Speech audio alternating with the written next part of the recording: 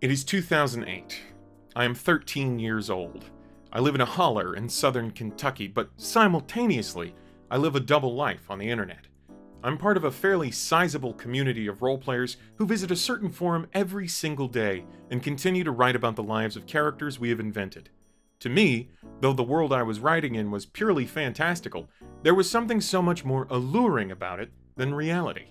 It was hyper-real, and the interactions between the players in this space was what kept me coming back.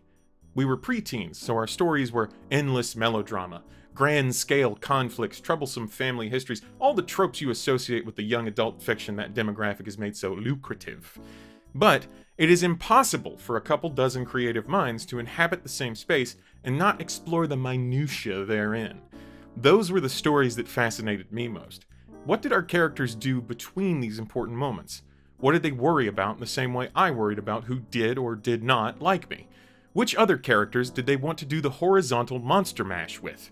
Now, some people on the internet take that last question and run with it, but it was just a piece of a much larger puzzle for me. And at 13 years old, whether you realize it or not, every puzzle you work on is of the same unfinished picture.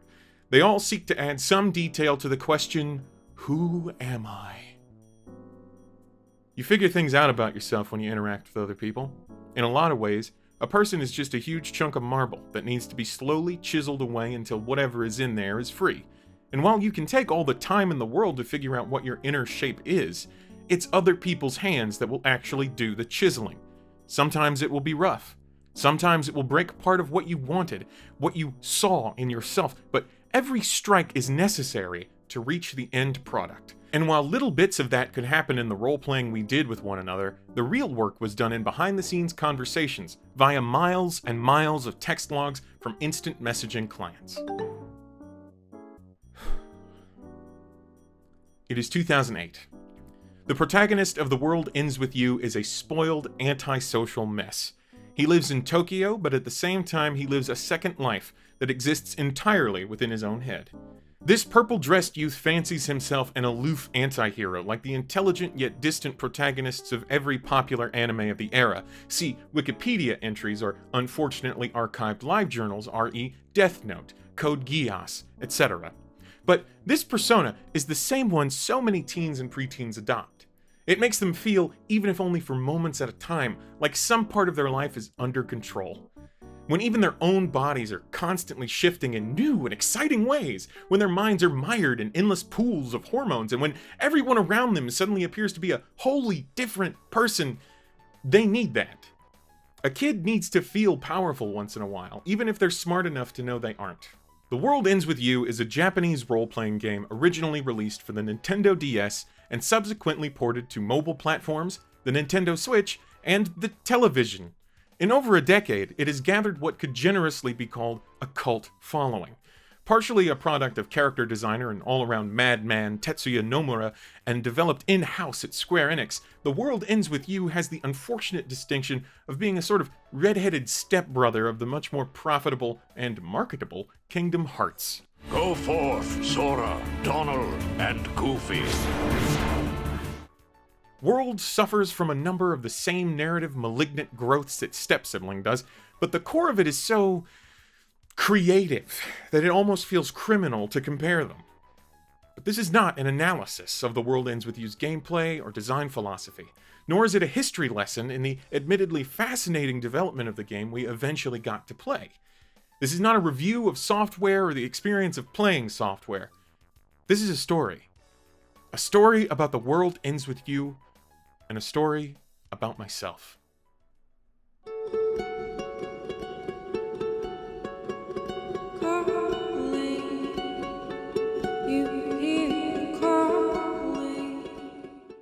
When I was 13 years old in the year 2008, I was a member of several role-playing message boards. One of these, perhaps my personal favorite, was themed around Kingdom Hearts, a ludicrous series of video games used as an excuse to mash the animated universe of Walt Disney Pictures and the aesthetics of Square's Final Fantasy into one arguably cohesive whole. This was a very small message board, unlike most of the others I played a part in, but as a result, our community was tight-knit. We knew one another's first names, which at that age and that space was kind of a big deal. To avoid possible complications, and to protect the identities of these people that were, at one time, the most important people in the world to me, I will only be referring to them with variations on their usernames from that time. This will make more sense later, I assure you. I remember being told about a new video game via MSN Messenger, the platform we all took to communicate outside of the boards. My friend, Lyra, had been obsessing over this game for weeks and desperately pleading with the rest of us to play it. It was from the Kingdom Hearts people, they said, and it had so much style, they said. It was, in a word, cool. Good lord, I'm getting a reading of over 40 megafonzies! And then I remember sitting in a truck, riding home with a freshly purchased Nintendo DS game. My attention firmly locked to those two tiny, poorly lit screens, and from the tin-laden speakers, I hear the voice of the protagonist I'll be accompanying electronically for the next several days, and emotionally for the next several years.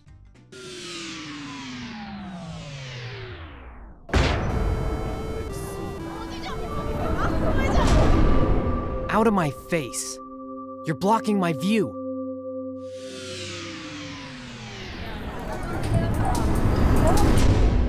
Shut up. Stop talking. This charming young man is Neku Sakuraba, a teenager caught in the center of the intricate web of events we will soon become privy to. Like us, Neku is unfamiliar with the concepts that are going to be thrust upon him. There's a concept in fiction writing that is often at odds with video game design, because writers are stubborn creatures of habit and longingly pine for the days when writer was a career that was celebrated alongside movie stars and socialites. Like when people had to ride ships places and you could bring an ox in a store.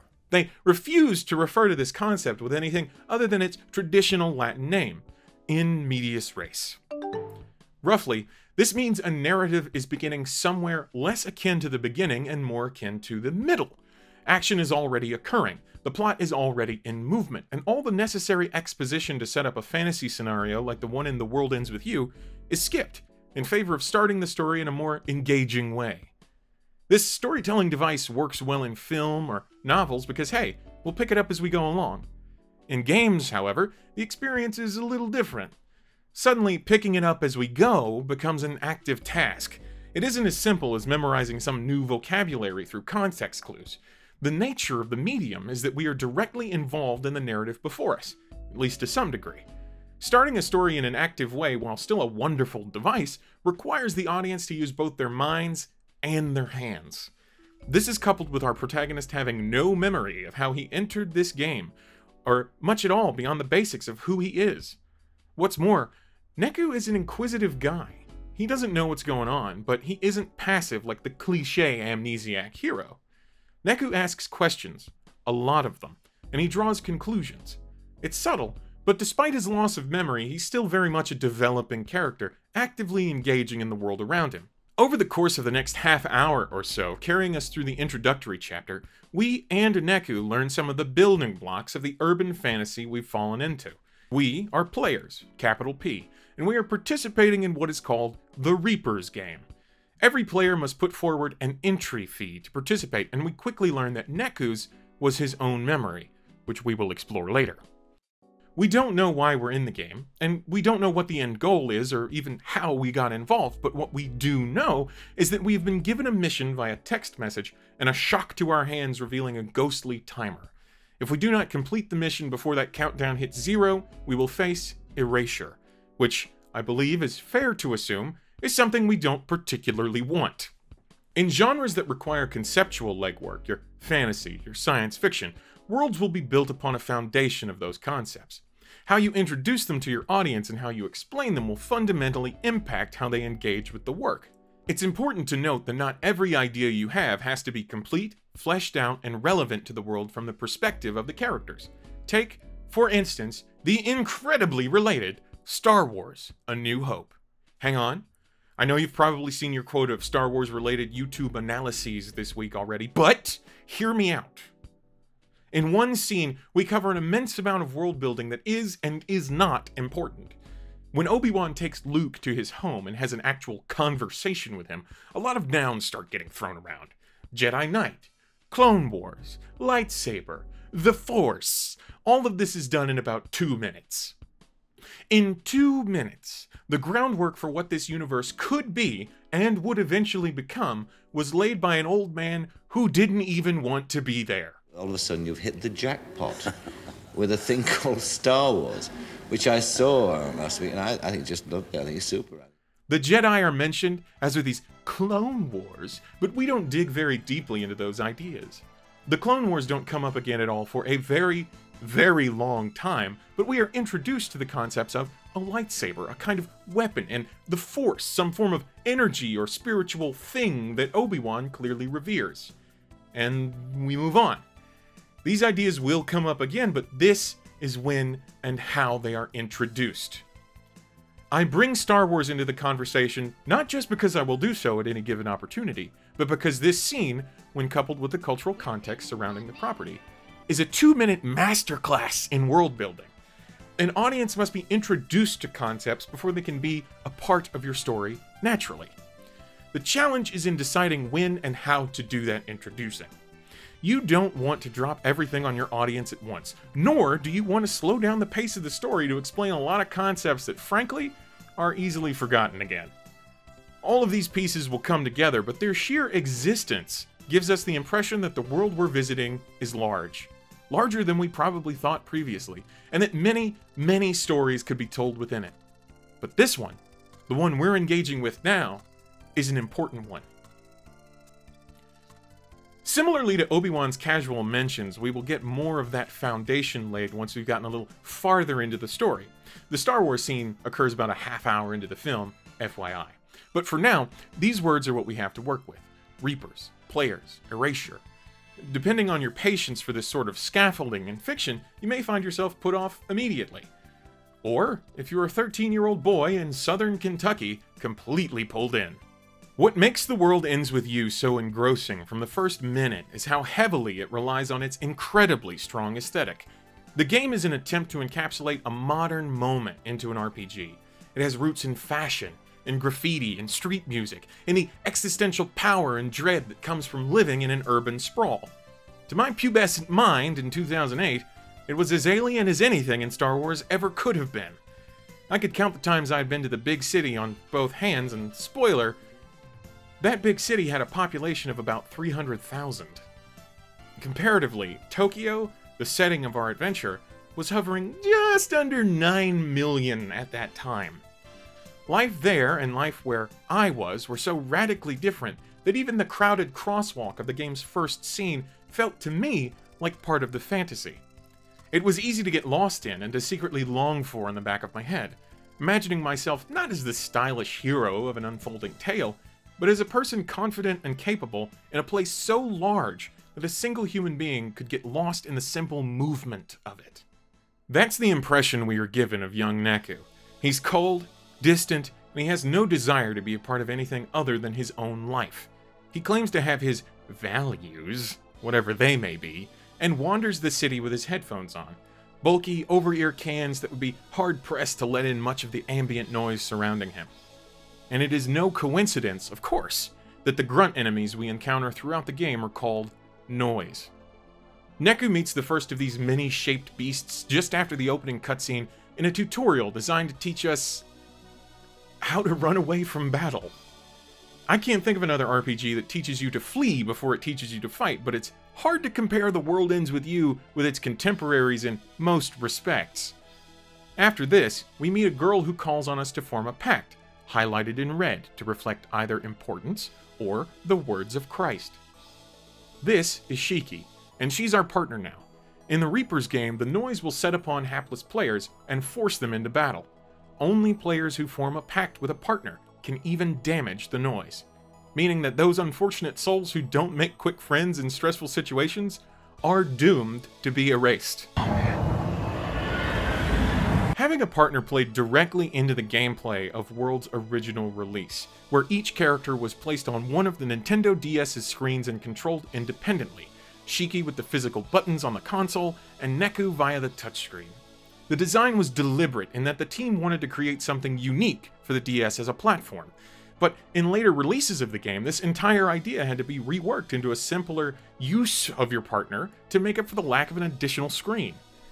Control in all versions is awkward to learn and fascinating when mastered, but it's a hump that not every player will want to force their way over. Shiki is a lot of things.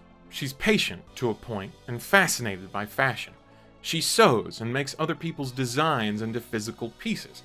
The stuffed cat she attacks with in battles is one of these creations as her entire ensemble. But most importantly for us in the beginning of this story, Shiki is a voice for frustration. Neku is obstinate and cripplingly detached. Shiki, a level-headed young woman, is there to course-correct the boy when he goes a little too far off the rails with his whole anime loner act. Shiki is a challenge to Neku just as much as the game itself is. She is one of many pairs of hands that will be needed to chip away at his marble to find whatever it is that is so guarded within. And in turn, Neku will play a similar role for her. Their relationship in these opening chapters is taut and easily influenced, which makes for a much more fun dynamic than the love story I found myself expecting. A boy and a girl, fiction tells me they have to kiss.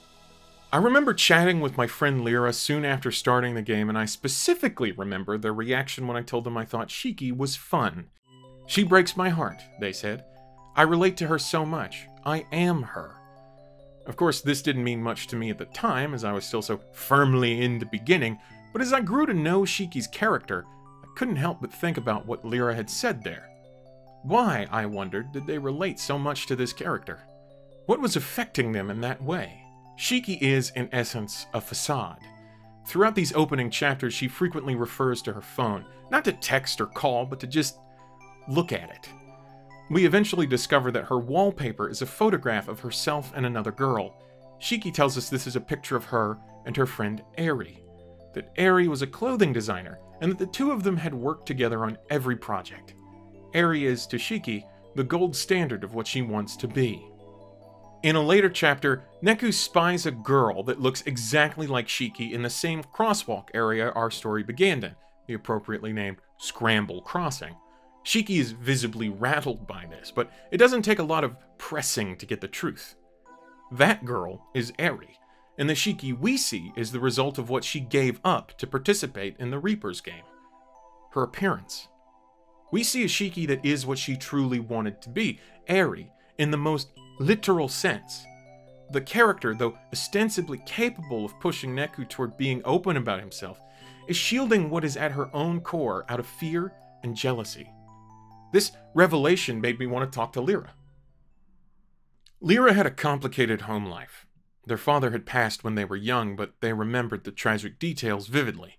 Their stepfather wasn't the kindest man, and as the eldest child of a remarried wife and a dead man, they felt a little ostracized in the family home. This was one of the earliest exposures I had to a truly undesirable situation in one's daily life. I understood hardship conceptually, anyway, and had my own problems, don't we all? But I was lucky enough that the family trouble I had was not ever present. At that time, my largest concern was loneliness. Living in the middle of actual nowhere with interests so far from what was readily available made it difficult to be a teen. Internet friends were the only real social life I had outside of school, and because of that, I was desperate to keep them. Lyra especially was important to me. Though only 2 or 3 years my senior, their guidance was invaluable in the way a freshman will cling to that one cool upperclassman. They told me their troubles, confided in me the difficulty in their home life, and in turn, I got advice about things I didn't know how to ask my parents. What to believe in. Who to trust. I trusted Lyra completely, and in some ways, I still do. Our Kingdom Hearts-based website was coordinated by a trio, Lyra, myself, and a third user we'll call Keru. Keru and Lyra started things and were friends IRL. In some places where people could do that sort of thing without having to drive 30 minutes just to see another person. I didn't know where they were, only that it was urban, but I so desired to be in that kind of place that I would live vicariously through their stories of what, to them, were mundane days. A traffic jam, a train ride, a mall. All of it captivated me and sparked some amount of jealousy within. I longed to be in a place where I could stretch and grow without the constant watch necessitated by having your parents take you everywhere. which is the unfortunate truth of living so far away from everything, having no older sibling, and being unable to drive oneself. I had separate chats with both of them and a group chat for all three of us. I liked Karu, but we never hit it off the way Lyra and I did. To give you an idea of what that looked like, the chat between Lyra and I was constantly active. We'd ping one another sometimes with nothing to say. Karu and I, on the other hand, would only talk about things related to the site.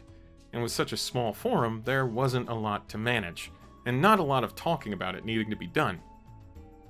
These online relationships were the fire that forged my ability to navigate social situations, and the impact of that is still pretty apparent even all these years later. By and large, they allowed me to present the person I believed myself to be. He wasn't some cartoonishly different version of myself, but he was more confident and talkative. In public, I was pretty shy and quiet. It was hard for me to know how to talk to people, and a lot of the time I worried far too much about what they could possibly be thinking, though there was no evidence pointing to anything specific.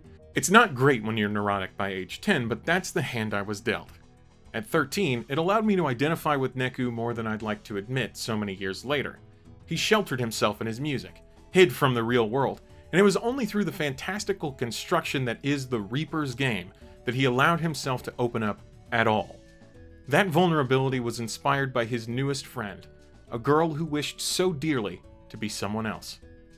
I didn't have psychic powers, but the similarities were there. Then there are stakes. I think pieces with an anime aesthetic are often thought of as low stakes in fiction because of how often characters cheat death. Just like the Western comic book, a hero from an anime or manga is guaranteed to get back up again. Dragon Ball's Goku does it a few times, and the popularity of that series in the West no doubt helped cement the cliché. Next time I get a free sundae. So there's some uphill work for a storyteller to do in a space like this, just to move past audience expectations.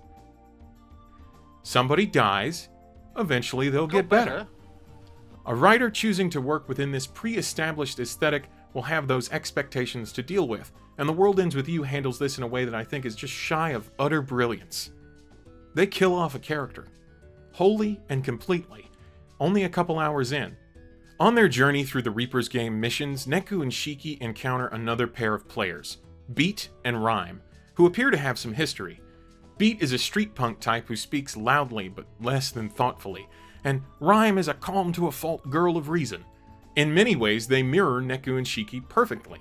Though each pairing reacts to the world differently, the result is largely the same.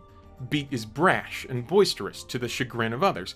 Neku is quiet and annoyed, which also wins him no friends. Meanwhile, Rhyme and Shiki are stuck solid as the logical compass of their respective teams.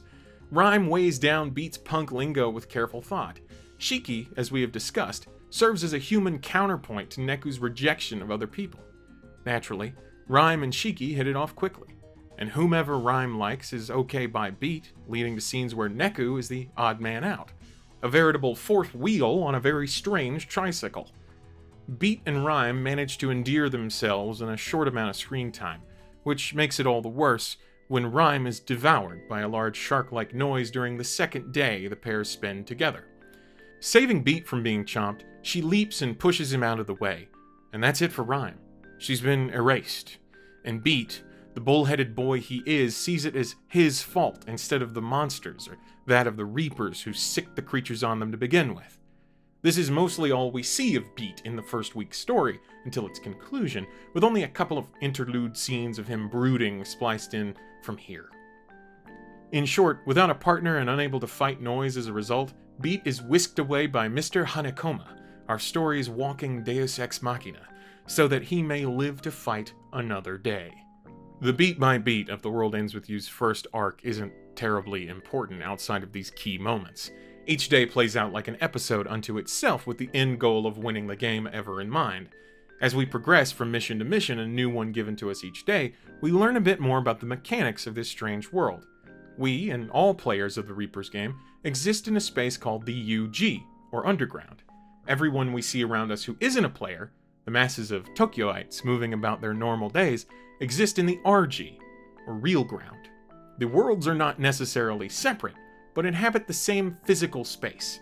It's just that, except in special circumstances, those in the RG have no idea the Yuji even exists. They are unaware of noise, reapers, and the players moving about. Those in the Yuji cannot speak to or touch people in the RG, but they can influence them, which becomes quite important as we move on with the narrative.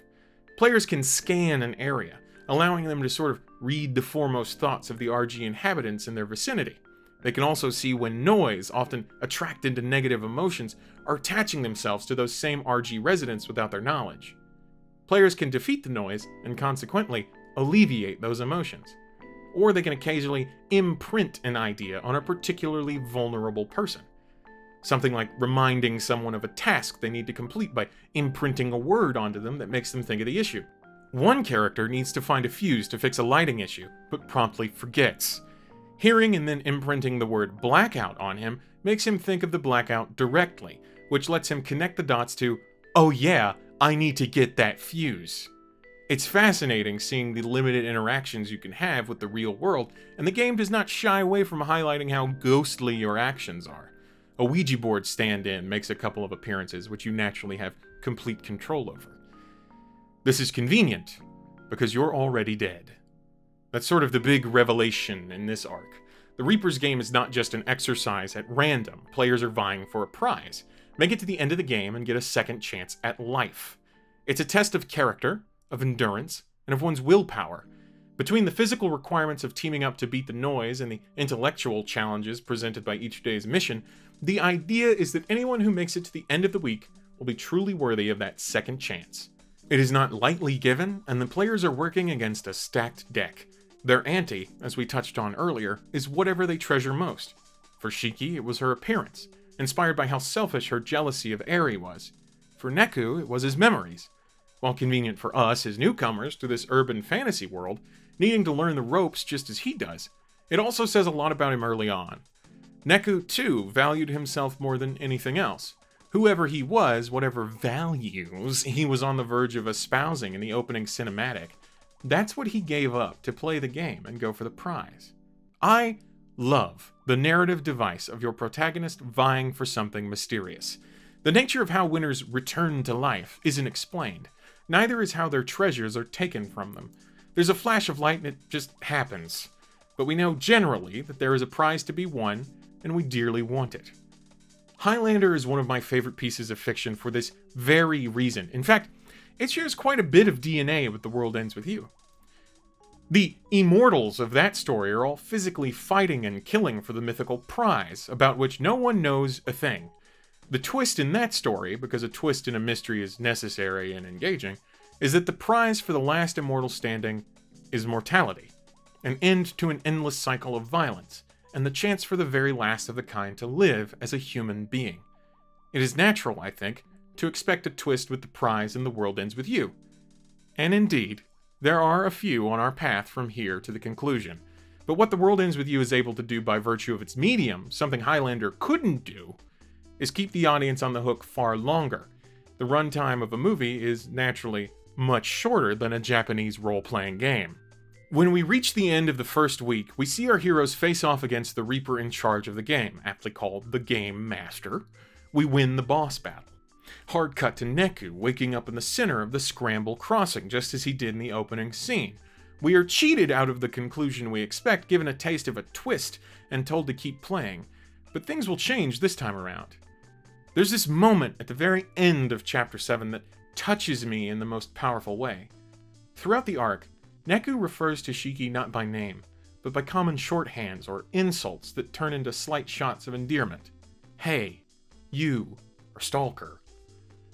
But before heading in to face the Game Master, Neku and Shiki discuss meeting with one another in the RG once this is all over.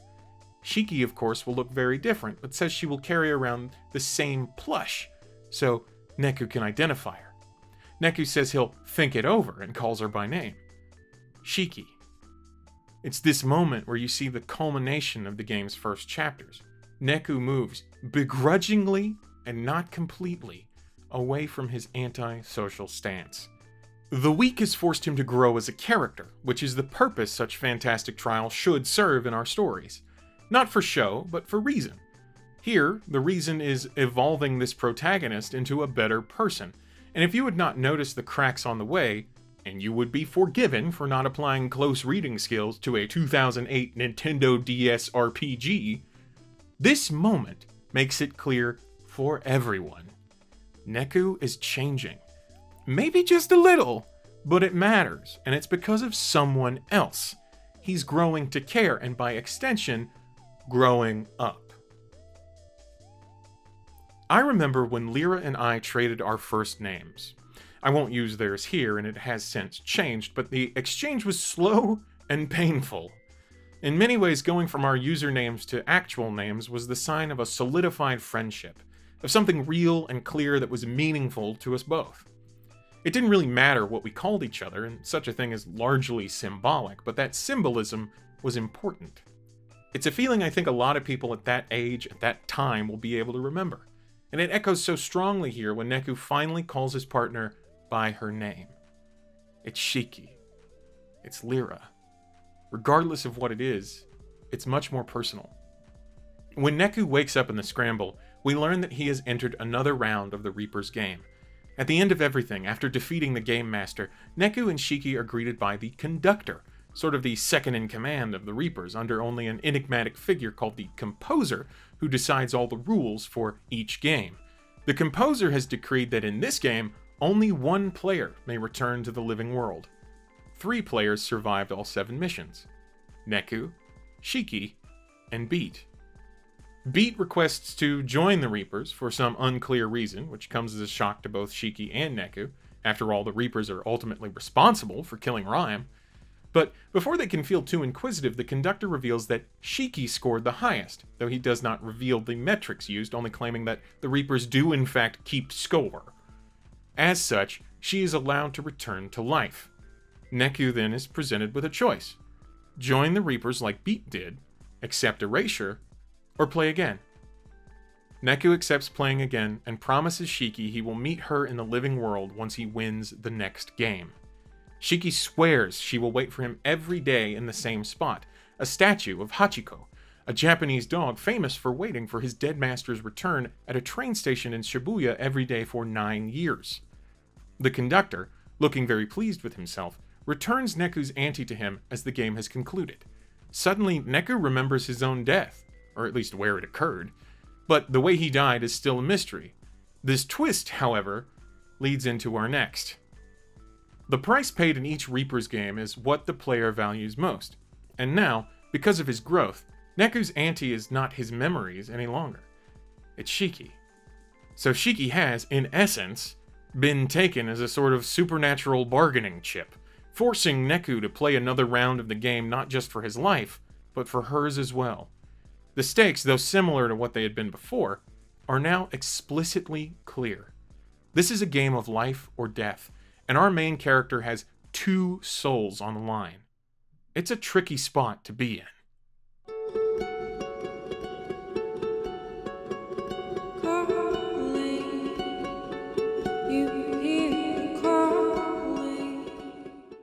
You know what else is tricky? Watching as teenagers go through the unfortunately common process of growing apart.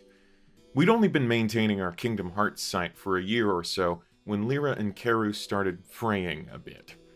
I believe it started with a boy, isn't that just the way? And some kind of mutual interest that only panned out for Karu. In situations where a choice is the center of a conflict, that choice will have to be made eventually. Suddenly, Lyra had a lot more time on their hands, and Karu had a lot less.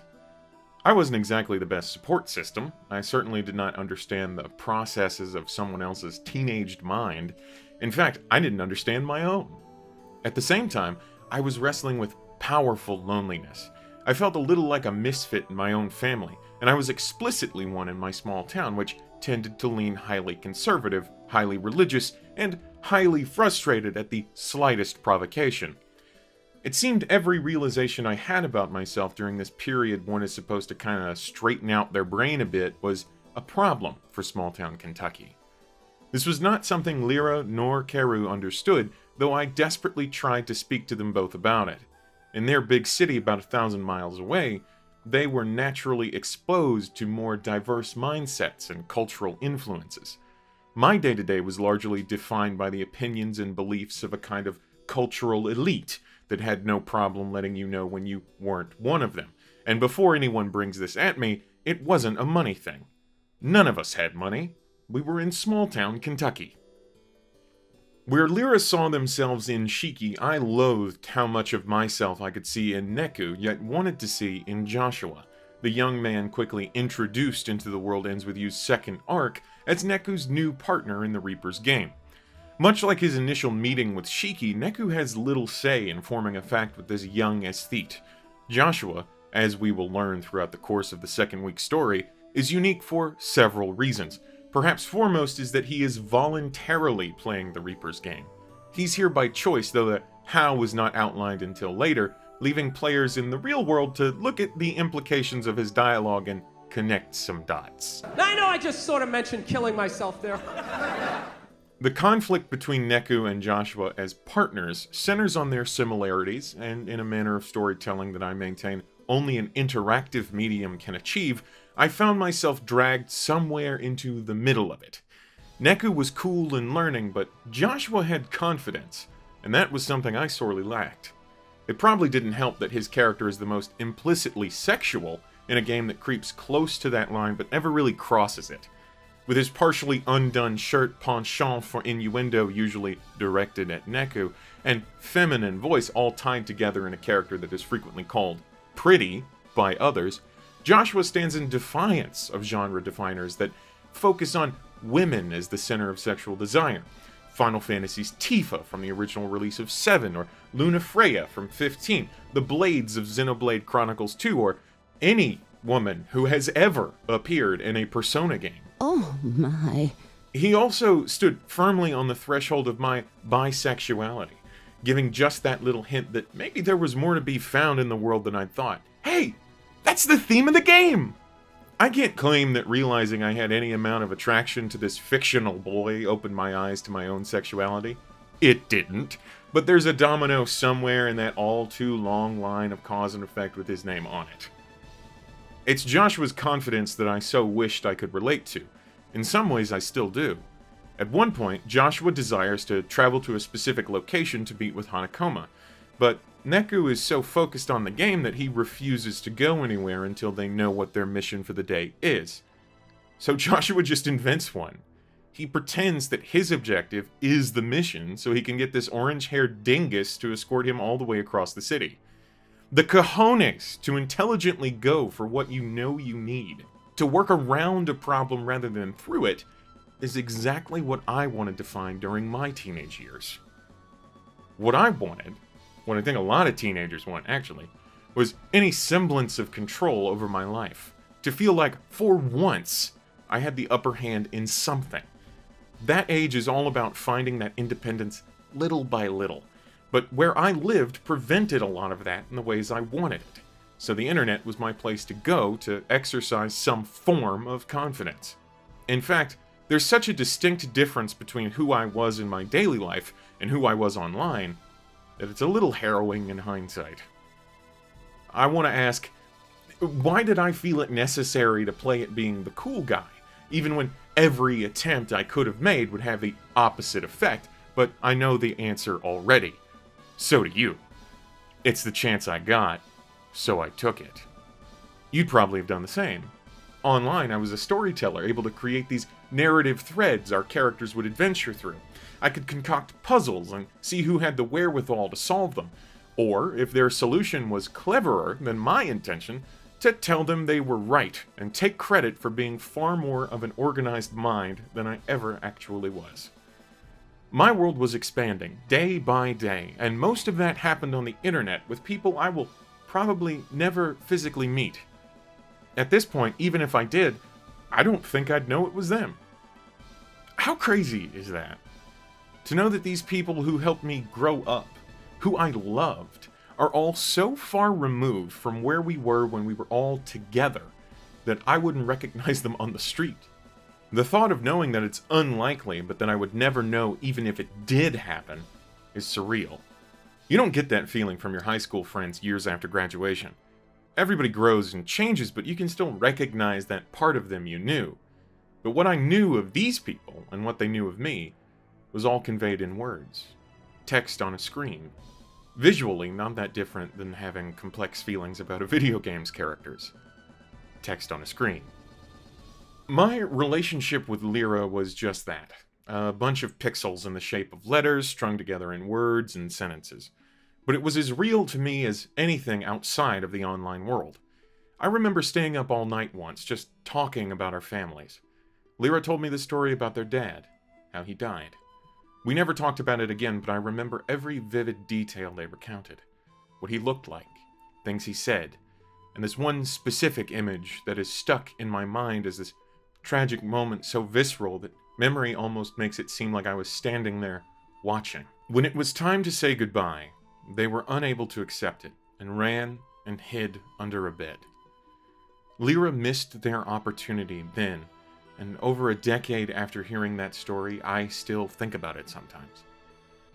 The specifics are not my story to share, but how hurt they felt so long after the fact, and how they communicated it to me that night will be with me in some form until I die. That was the moment that, to me at least, cemented our relationship as one of the most important in my life. This person, again, a person I had never even seen, had trusted me enough to open up about this part of their life that haunted them. And though I could not even pretend to understand what that felt like, I could recognize the importance of the moment. That night is when Lyra went from being my online friend to my sibling. I idolized them for their strength and ability to articulate this complex story, even though it was clearly a difficult thing to revisit. The World Ends With You's title is its central theme. One's world does, in fact, end with them. No matter how many people you have in your life, how many people you love, there's no way to experience life except through your own eyes. Everything about those people is perceived by you, processed by your mind, and stored away. That's your entire world, perception, and there's no way to merge yours with someone else's. The closest people may actually see the world completely differently. It's like a high-stakes version of asking the question, what is blue? Is it the same for everybody? What is the world? What is the world to you? For Neku, it starts very small. The entire world doesn't stretch farther than what he has interest in and what he pays attention to. Those over-ear headphones of his aren't just a fun stylistic decision. Their constant presence represents his own refusal to move beyond himself. Neku blocks out the world. He actively avoids letting his own world grow. And while the overall plot of, oh, I have to learn how to have and accept friends, is overplayed in Japanese media to the point of parodying itself, at least here it stretches beyond the most basic of interpersonal relationships and speaks more to the internal complexity required to make that change. Neku, for reasons we never learn, is a traumatized young man, and part of that means he doesn't want to let the world in. He pushes it out. With his attitude, with his music, with his inner monologue. Meeting Shiki and competing in the Reaper's game is what forces him to consider what that means. That's why she becomes so important to him in such a small amount of time. It isn't puppy love, it's seeing this other person as the key to a larger world that keeps getting preached to him and, whether he'll admit it or not, looks more and more appealing. She is the first step outside of his own little world. The first other person he's willing to let in and expand to include. That's why the conductor takes her as Neku's entry fee in the second week. Joshua, on the other hand, is a new kind of trial for Neku. He's self-focused, he's driven, and he knows what he wants, even though he won't share what that is. In a lot of ways, he's radically different from Shiki and her effect on Neku. Where she was a gentle nudge in the right direction, Joshua is a violent thrust that will force our hero to either scramble to keep balance or lose it completely. Neku has to remind himself of the lesson of the first game's missions, to trust other people, to let them in, more than once, as Joshua continues to pursue his own goals and be aloof about them, seemingly only because it's fun for him. We get more context as the story progresses, of course, but a lot of the second week is framed as Neku learning bit by bit about the importance of pushing his perception out wider as the two-man team goes on little excursions throughout the Tokyo ward. Structurally, this is a strength and a weakness in the game. Much of the story is episodic, with a particular mission being mostly self-contained, but the context of the larger story is necessary to understand why anything is happening. That isn't a weak link in the story's chain, but its weirdness and overtly anime-inspired everything can be off-putting to people who, for whatever reason, have written off either that medium or games in general. But it's still worth bearing through and experiencing. It's a narrative that I believe has a beautiful core, but it must be played for that to be clear. Writing the beat-by-beat of The World Ends With You down on paper and feeding it to someone would probably not push them to play it. It sounds wacky. It sounds tonally lost. And it sounds like it's overly reliant on its own internal lore. None of that's true, but again, outside appearances would lead you to think otherwise. It's a problem a lot of Japanese games see with Western audiences, most of whom are unaccustomed to the culture that influences these stories. Believe me, you don't need a master's degree in weeb to enjoy The World Ends With You for what it is. You just need an open mind. Coincidentally, an open mind is kind of a rare thing to find in your average teenager. As we begin to feel some real control in our lives, we tend to push it as far as we can, thus the rebellious teen idea that pervades every middle school in America. My circle of friends was pretty tame. We never went out smashing mailboxes, we never went on shoplifting sprees, we never spent drunken evenings around a bonfire on the lake. Again, living in the middle of nowhere sort of precluded me from participating in much of anything out in the real world, the meat space that I was starting to think of myself as being forced to be a part of. But online, it was a different story. I was troublesome. I could be flirty, and yes, I sailed the 7 seas. You are a pirate! The digital frontier was where I was allowed to be an individual, undefined by the place I was in or my family's name. Everything I had on the internet was mine, results of long periods of careful cultivation and crafting the image of who I wanted to be instead of who I was. Like Neku, I was shutting out the world around me in a desperate bid to be a person I just was not. If I had to venture a theory, most people I considered my online friends probably saw through me like an uncomfortable shower curtain in your uncle's house. But Lyra was the only one who called me on it. It's part of what made me love them, genuinely. To me, they had really taken on that older sibling role.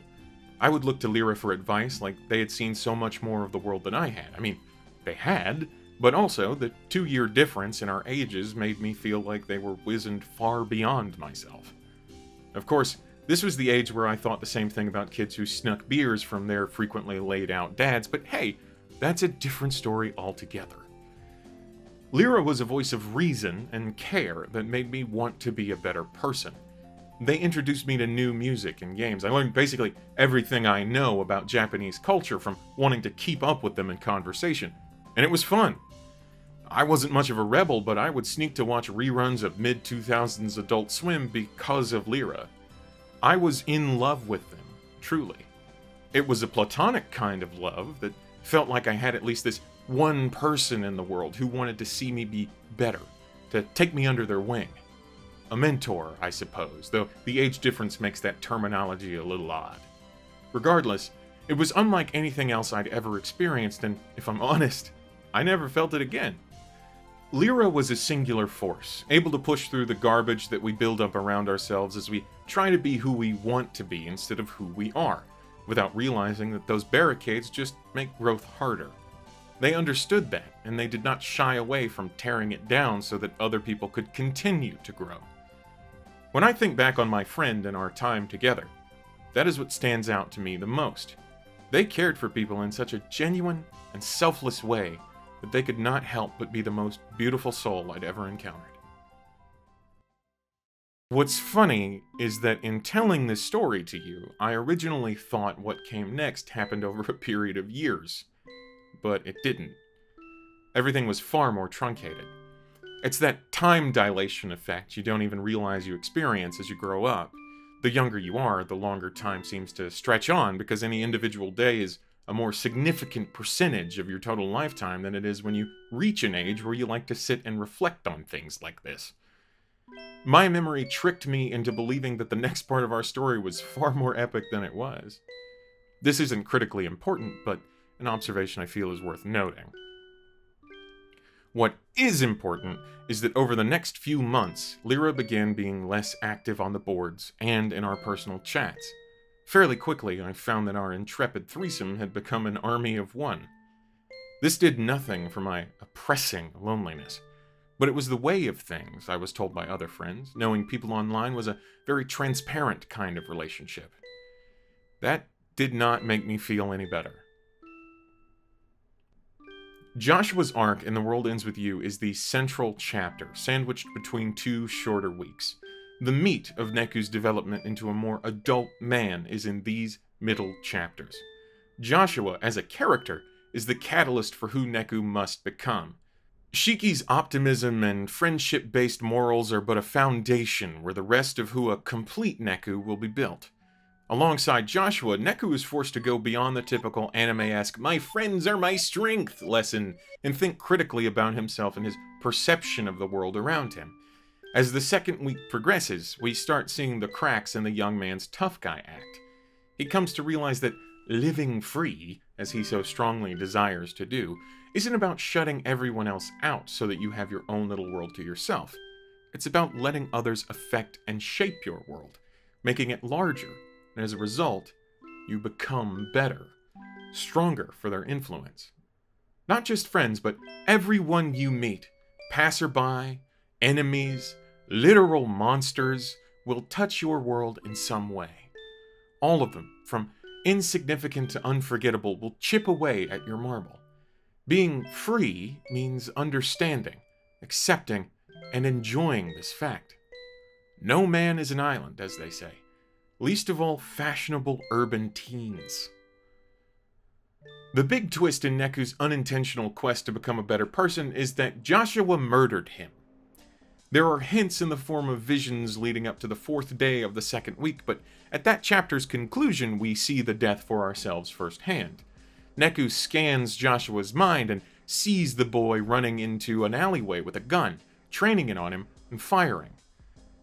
Neku slumps over, and the memory ends. Presumably, he would wake up shortly after in the orientation for the Reaper's game. Witnessing his own life taken from him is the truest test of Neku's trust and potential for growth. Had this happened with Shiki, he would have killed her, as evidenced by the fact that he almost did kill her because a lady with a very good haircut told him to. But now, he waits.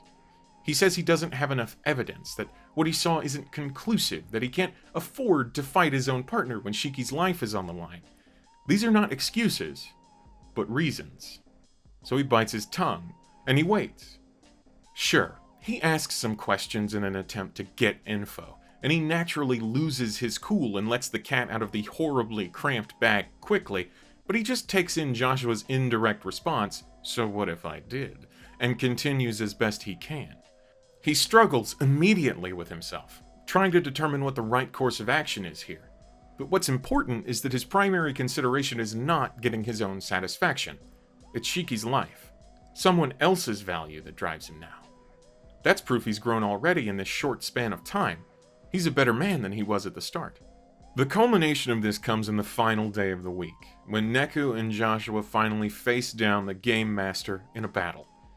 Though they win, the GM is undeterred and prepares a high-level MacGuffin-class attack that will surely be the end of our protagonists.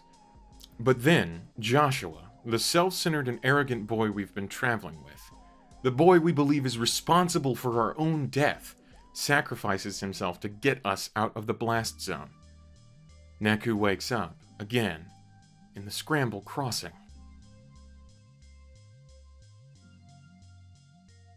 Lyra was still active online, but their thoughts were clearly elsewhere.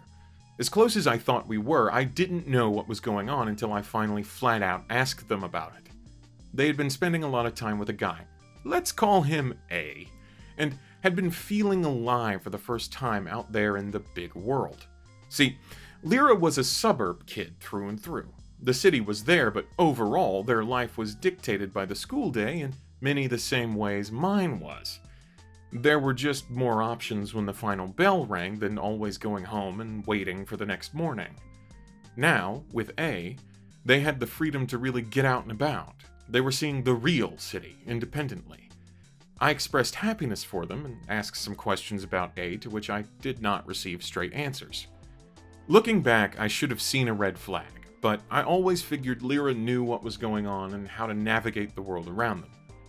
It's absurd now, they were only 2 years older than me, and we were both babies anyway. Turns out, naturally, they didn't have absolutely everything together like I had thought.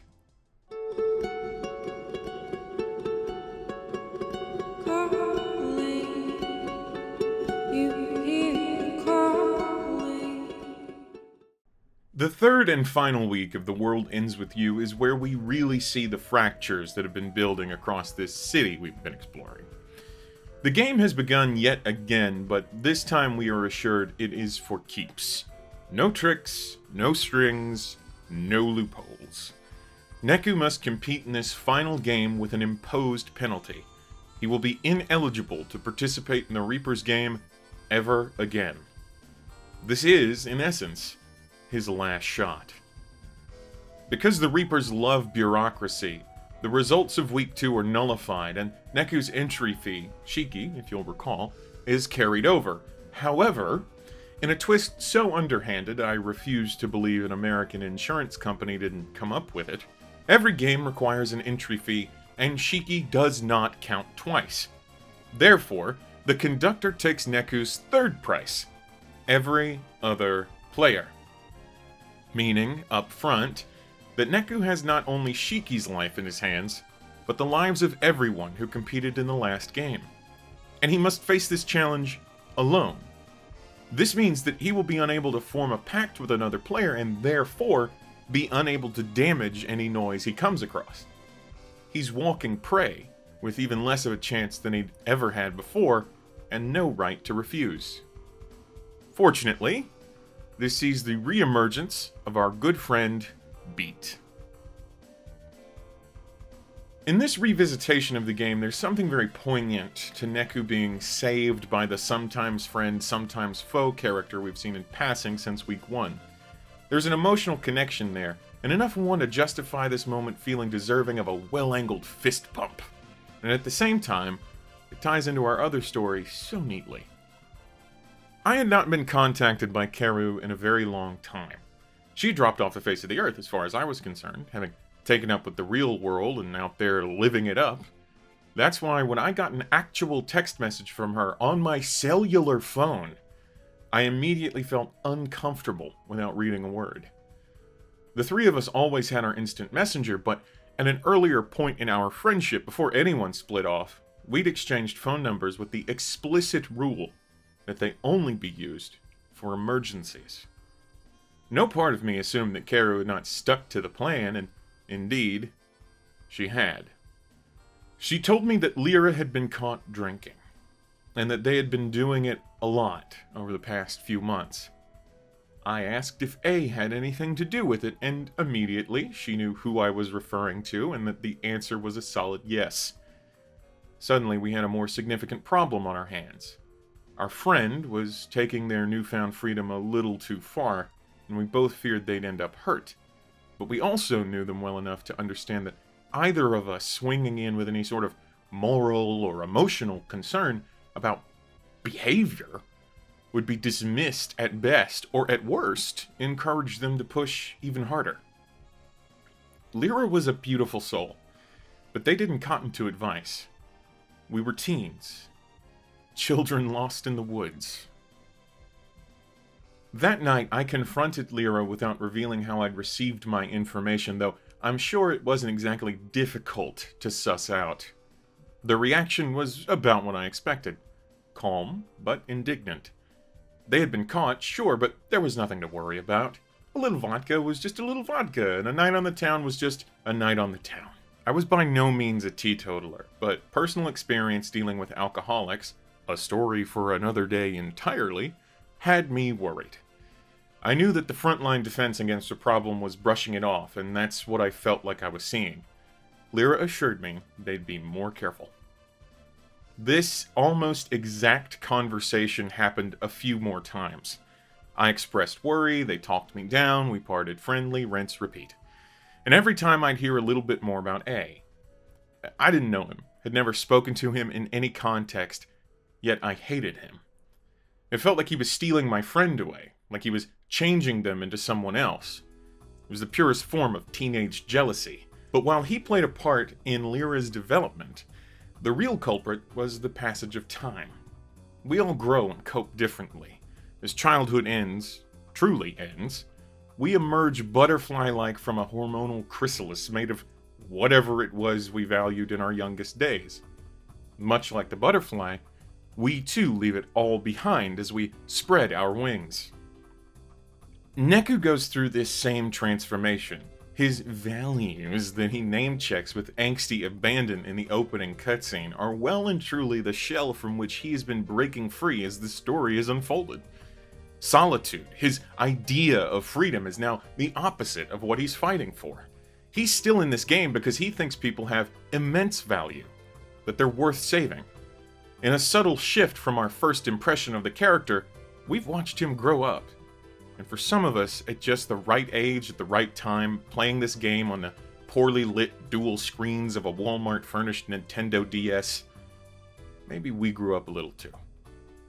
Beat's reintroduction into the story proper sees him forfeiting his place as a Reaper out of respect for Neku, who he feels is being taken advantage of yet again. Beat sacrifices his place in the otherworldly organization to play the game as Neku's partner, knowing full well that without a pact, there's no hope of a player finishing the game. The Game Master reveals herself and tells our heroes that there is but one mission this week: to find and defeat her. She will hide somewhere in Shibuya and wait there until she is discovered or time runs out, at which point Neku will have officially lost and all players will be permanently erased. The GM takes this weird little noise that's been hanging out with Beat since he became a Reaper as his entry fee, which upsets him. Now, here's a part of the story that gets frustratingly dumb, but can't be glossed over because of its overall importance to the general narrative arc. When Rhyme was erased in the first week, Mr. Hanakoma, again, this story's Deus Ex Machina, somehow gathered up all the parts of her soul and stored them in a pin. Beat made a new pact with that pin, ostensibly Rhyme, so he could survive the first week, mostly by hiding out in Hanakoma's coffee shop. When the first week ended and the three survivors were presented with their choice, Beat chose to join the Reapers because he had thus far been unable to use the pin and figured they could teach him since they can summon noise in a similar fashion.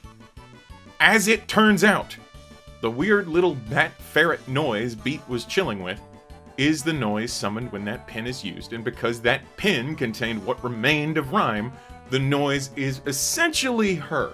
So, Beat's entire motivation since joining the Reapers had been to find some way to return Rhyme to her normal state. Of course, since he gave up being a Reaper to partner with Neku, that pin was taken from him as an entry fee since it was the most important thing in the world to him. Rhyme, his sister. All of this is revealed to us kinda half-heartedly in the third day of the third week. Beat's entire arc is clarified as Neku and the player learns not only that Rhyme was Beat's actual sister, but all this other in-universe resurrection junk that undermines what was so compelling about Rhyme's death. The stakes. Next time I get a free sundae. I mentioned this before, but The World Ends With You forces players to reckon with the harshness of the game world's reality by sacrificing Rhyme up front. Even though we've gone through most of the game with no reason to read into her death as more than what it appeared to be, taking the gravity of that away here is frustrating. Beat's arc feels like something out of Kingdom Hearts, with the unnecessary complications of that series' storytelling sinking their grubby fingers into what had been a much less wacky coming-of-age tale.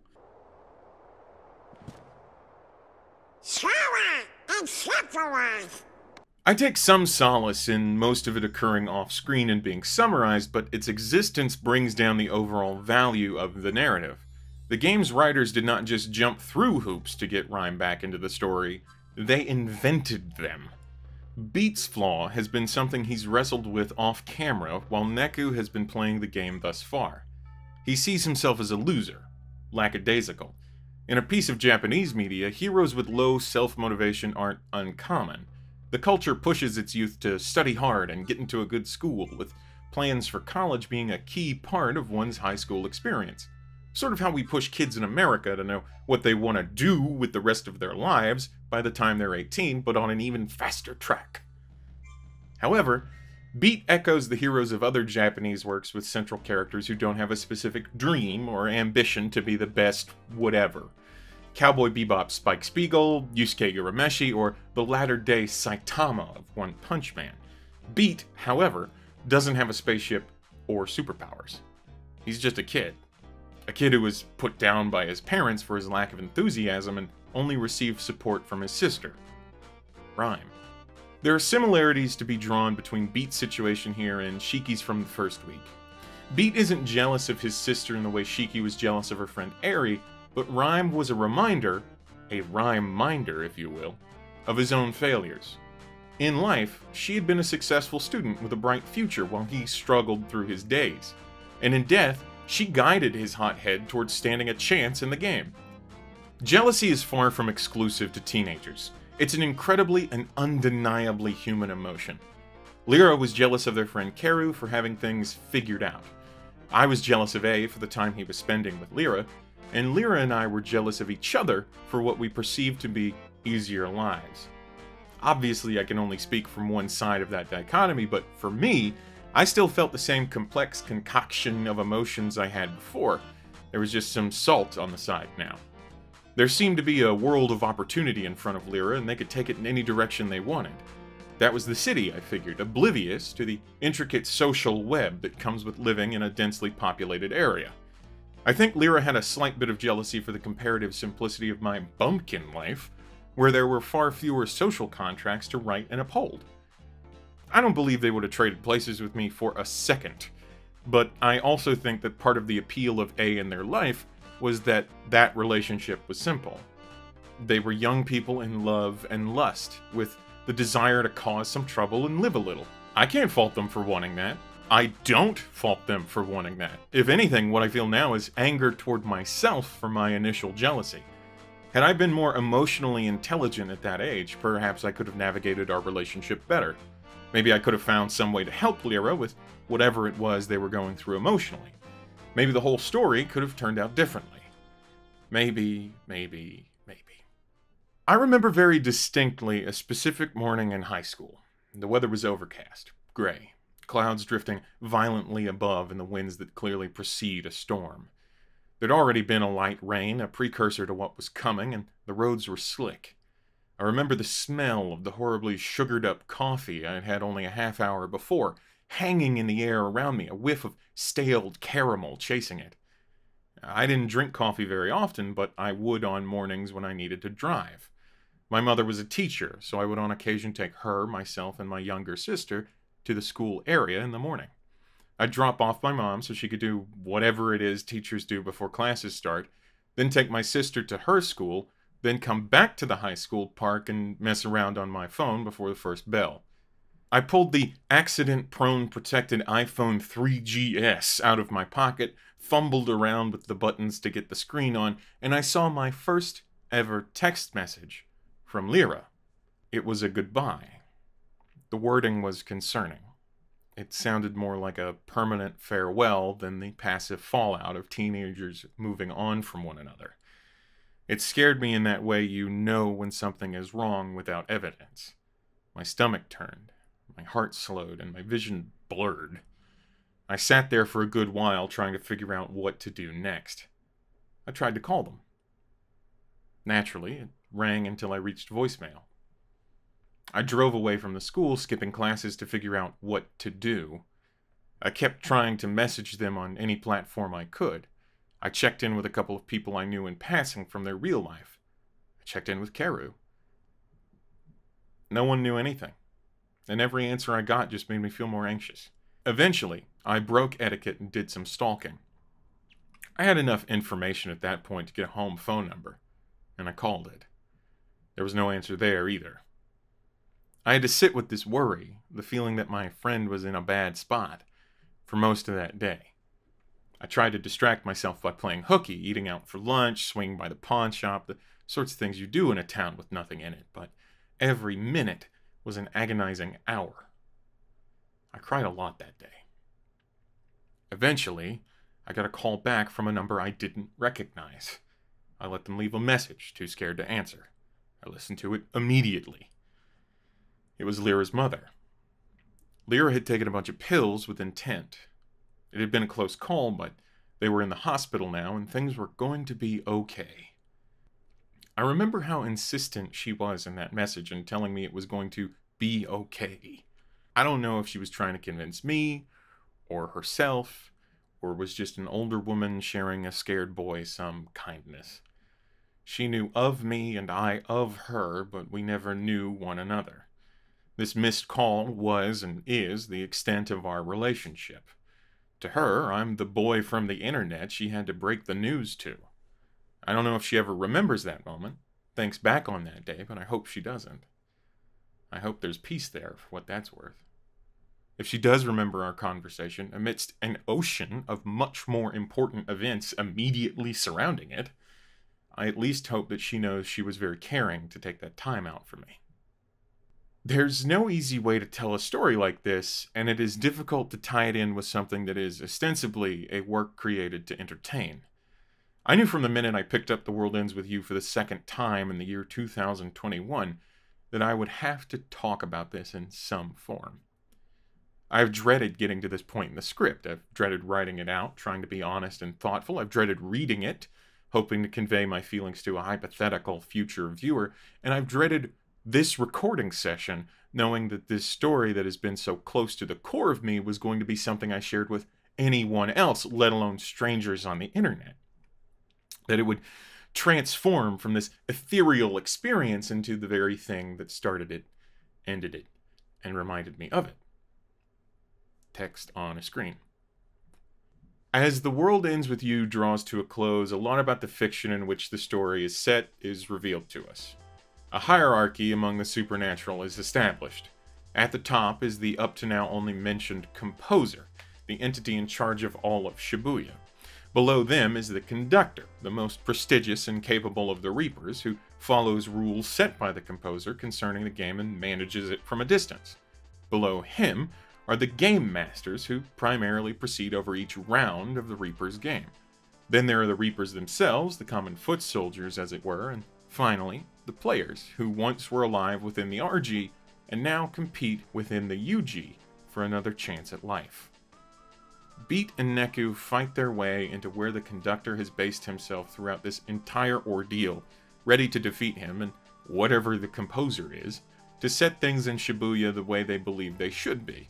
There are battles, over-the-top end-game level fights designed to test everything the real-world player has been practicing over the last several dozen hours of playtime. Then, as is tradition, we get our big reveals. Joshua appears again, and it turns out he is the composer. This entire scenario, everything that has happened to Neku and the other players over the last month, has been the playing out of a different game between the composer and conductor. Shibuya had, over time, grown into a city full of people like Neku. They actively shut out the world around them and chose to exist in their own little bubbles. The composer saw this as a corruption of what a city was supposed to be, and because he's a planar being with immense power, decided to erase the entire city itself to solve the problem, scorch the earth and start again. But the conductor, who lived in the city as a part of the RG as well, thought that erasure was too dire a choice and asked the composer to refrain. Instead, the composer proposed a game. If the conductor could remake Shibuya into a place that better fit some arbitrary ideal of what a city could be, to my understanding the idea being just that the area behaves more like a community than a collection of individuals, then the city would be spared. However, the composer would choose one player to enter the traditional Reaper's game as his proxy because his own abilities would be too unbalanced as they were for the game to be played fairly. Or something. The composer willingly gives up his higher powers for a time, retreating to the RG as Joshua. There he finds and shoots Neku to use as his proxy in the game, and now we've come full circle. Since Neku has managed to triumph over every challenge presented to him, he has well and truly won. The conductor's timer runs out, and the composer erases him. Neku, understandably confused and angry, challenges what it is that Joshua thinks should happen next. But Joshua instead proposes one last game. The winner will get to decide what happens to Shibuya, the implication being that his own choice would be what it had always been: erasure. Neku accepts because what do you do in that position? And Joshua proclaims that their game will be a duel. As in a traditional duel, with pistols. Each of the boys takes a gun and paces away. They turn and face one another, weapons trained. Neku is crying, thinking to himself about how the most important thing he had learned over the course of this whole mess was to see the value in other people. To trust them.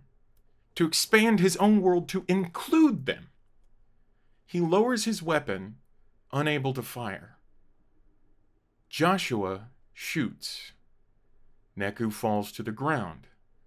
As his vision fades, he sees Joshua and Hanakoma smiling over him.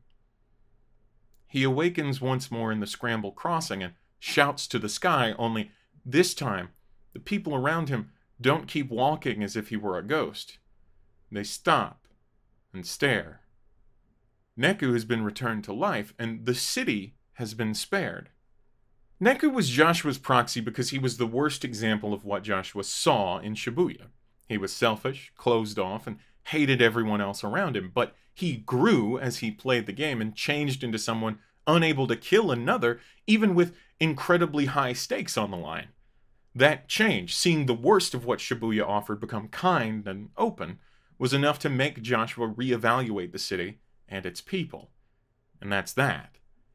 Our players return to life, and off-screen, the primary characters, Neku, Shiki, Beat, and Rhyme, plan to meet one another in 1 week. When a little time had passed, I heard from Lyra again. They explained what happened and why. The short of it is that A was a bad man. He was defective and harmful and poisonous. And he had directed all the resulting anger and emotional pain onto my friend. My friend had accepted it because they loved him. And this had culminated in physically abusive behavior, and Lyra beginning to believe that they somehow deserved that.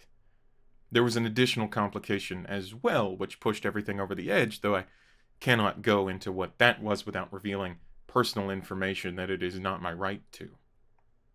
Regardless of the specifics, the result was that Lyra thought the world, and A, I suppose, would be better off without them in it. And thus, what happened? I was relieved they were okay, to be sure, but simultaneously I was angry and miserable. My reaction was selfish frustration. How could they have gone through that and not say something? It took getting a lot more being a person under my belt before I understood just how easy it is to slip into something painful and not say a word. I saw others do it for different reasons, big and small. I did it for reasons big and small. But that day, at that hour, I was mad, and I did not hide it. The conversation was purely through text, and it only lives on as a sort of ghost roaming through the abandoned Microsoft server that once operated its instant messaging clients. Words I spoke at least a decade ago, now just bits and bytes somewhere where nobody has bothered to tread in almost as long. My reaction to Lyra's choice forever engraved into hard data someplace. Really, most of our friendship lives there too. So many of those talks, everything they taught me, the times I learned to be more vulnerable and caring so maybe I could help them in return. All of it. Somewhere that exists in some liminal space that isn't physically present or accessible that houses all of it. Everything we were. But much like the butterfly, we had to leave our chrysalis behind. There was no formal end to our relationship, no big fight or idealistic clash, nothing to mark the occasion at all. After that, it just kind of slipped away. We would send a rare message to one another over the subsequent years, like a Facebook post here or there. For a moment, we reconnected and I learned a lot about where their life had taken them since and the people who were in it. We don't talk anymore. I don't know where they are or what they're doing. I don't really know that person anymore. The person I was and the person they were when we were friends don't really exist now. We've grown up, gotten older, if not wiser. And I think that the connection that was there once just doesn't exist for the people we are now. It's difficult to phrase. Attempting to simplify would result in something like, if Lyra and I met today, we would probably be acquaintances at best.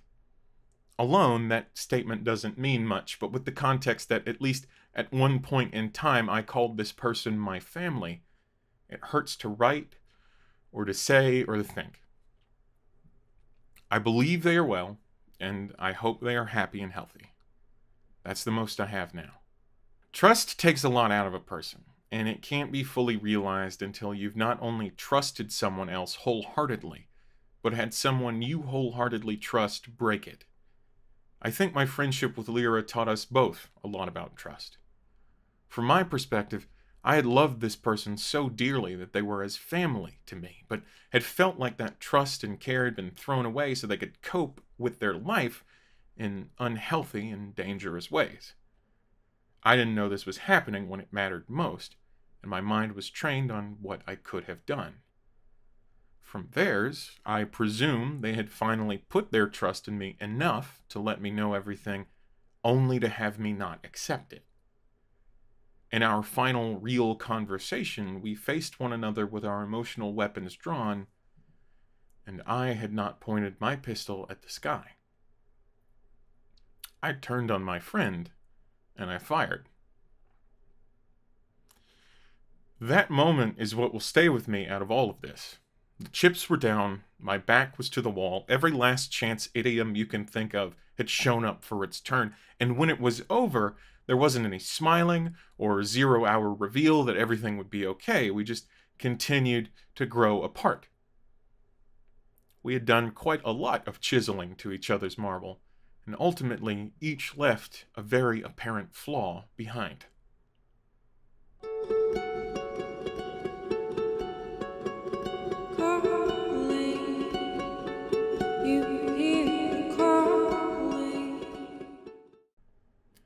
There is so much more to the story that Lyra and I share that just cannot reasonably be told in a video relating what we went through to something that was meaningful to us. There are entire sections that cannot have parallels drawn between them and The World Ends With You because they simply aren't there. Entire videos could be made detailing the game's particular commentary on consumerism and the place of fashion in the lives of everyday people, or the mechanical complexity of simultaneously controlling two characters that is so present in the original DS release, or how players were encouraged to take breaks to generate experience for their abilities in a time when mobile game was just a fledgling thought. You could probably talk a bit about 10-Pin Slammer if you really wanted to. You shouldn't. The point is, I won't try to jump through more hoops than I already have to include more details of our lives, but some highlights you won't get here are Lyra's brief stint as a fandom mini-celebrity, our shared struggles with drinking to cope, and a beautiful car that I accidentally drove over a bank into a field, flipping it and walking away with just a concussion and a lot of thoughts about death. Those teenage years really fly by, don't they? Even the tamest of us will have a demon or two to wrestle with. Lyra is a full person, and so am I like to think. Tying our real lives up into a Neku-shaped bow isn't realistic or fair to either of us. There are a lot of points to our story that I think unite nicely with The World Ends With You's narrative. That's why this video exists at all. This game was a distraction at the time, pulling me in with an obsession that allowed my mind to be preoccupied by something other than my very peculiar social life. Replaying it now, it's much more than that. It's a direct connection to a very specific point in my life, a time when I was essentially a wholly different person than who I have become. And thanks to it, I'm able to meditate on my relationship with Lyra. Not just revisit it, but critically think about it. Consider how I could have been better, how I could have learned from Neku and worked harder to push my own world's borders even farther. Consider how I can do those things now. But when I boot that final remix up on my Switch, I flip back to 2008 faster than a word. For a few confusing hours, I am in the middle of our friendship. I can see my friend again, in a manner, and I can think about what I would have done or said differently. Or not. That's not it, exactly. Dwelling on that will drive you crazy. What I think about, really, is what I would say to them now. And after working on this for more hours than I care to share, I think I have a satisfactory single sentence. I loved you, and I hope you are well. In the same fashion, there are elements of the game's story we didn't delve into here because largely they aren't relevant to what I wanted to focus on. The title of the game, the meaning in the core story, and the people caught up in it. There's a fascinatingly deep lore present in this one game that I hope is built upon competently and confidently in the sequel, but the finer points of The World Ends With You's universal laws just aren't important to this story. In fairness, though, I'll tell you some of what we glossed over. Parallel universes that canonically exist and cross lines with the primary one. Extended planes of reality that continue in a ladder-like hierarchy above the RG and the UG, and the role of actual angels in all of this. I should also mention that there is an additional bit of story in the final remix version of the game I played for this video that was not present in the 2008 original. In an ideal world, I'd have played it and come to some glowing realization about my friendship with Lyra, or my life online as it once was, and how those things shaped me into the man I am today. Then I would have waxed poetic about how I could only come to those conclusions with the benefit of hindsight, and that had the content existed when I was a teen, I'd not have gotten it. But real life is rarely so clean-cut. Though I understand bits of the added scenario will connect the game to its forthcoming sequel, I was bored of it quickly. Perhaps because of the emotional investment of revisiting the main plot and working on this piece, very little of what was on offer in this extra chapter was appealing to me. I wasn't playing The World Ends With You because I wanted to challenge myself with the admittedly fascinating combat system. I was here for the coming-of-age tale and my personal connection to it. The exploits of our unfortunately forced-upon protagonists alongside a new, oddly designed, anachronistic mini-reaper just did not hook me. Just like the flashing of days in The World Ends With You, your teenage years go by in what seems retroactively like a blinding mess of lights and color. Who you were then, who you wanted to be, so alien from anywhere you'll end up. And though you know those days stretched on and on as they were happening, now it's all gone, coming back in flashes of fog, a song in the car, a smell as you walk past a restaurant, the way your second beer tastes after drinking the first one too fast. These moments that define us, though no one else would ever know it. A person is so internal. Every thought you have, every feeling, every way you've processed information has shaped you. Hundreds, if not thousands, of other people chipping away just a bit at your marble.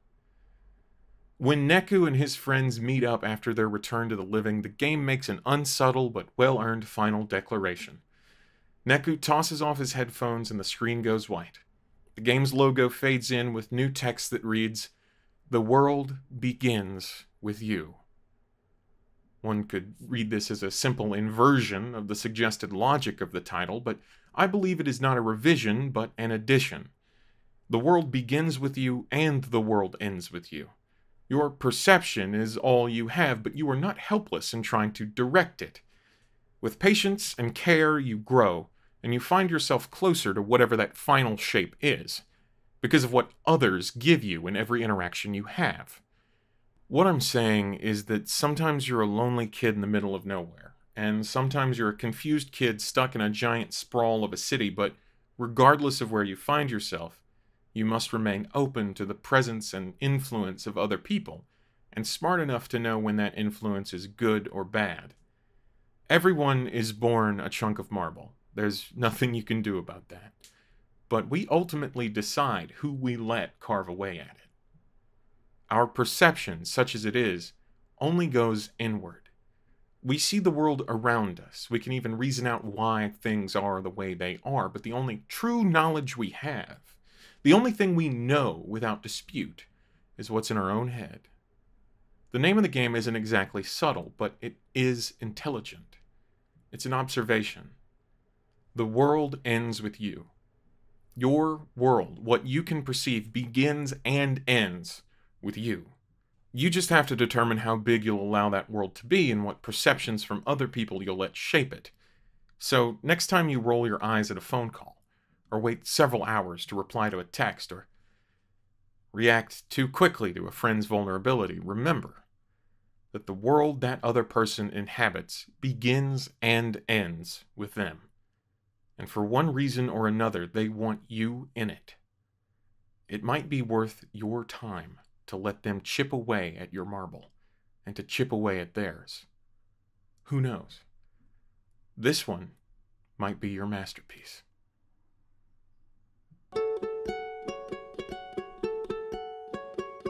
Calling, you hear the calling. Calling, you hear the calling.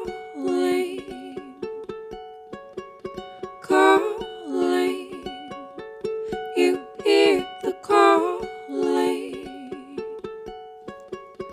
Let me go gravity, what's on my shoulder? Little by little I feel a bit better. Let me know, set me free, feel a bit older. Just once more to the breach, dear friend, once more. Wake up, leave your hesitation. Wake up, time for us to realize. Wake up, show appreciation. Wake up, time for us to realize. Calling, you hear the calling. Calling, you hear the calling. Calling, you hear the calling. Wait and see, empathy, you're not the only. Little by little you'll feel a bit better. Lucky me, destiny, you are on my side. Just once more to the breach, dear friend, once more. Wake up, leave your hesitation.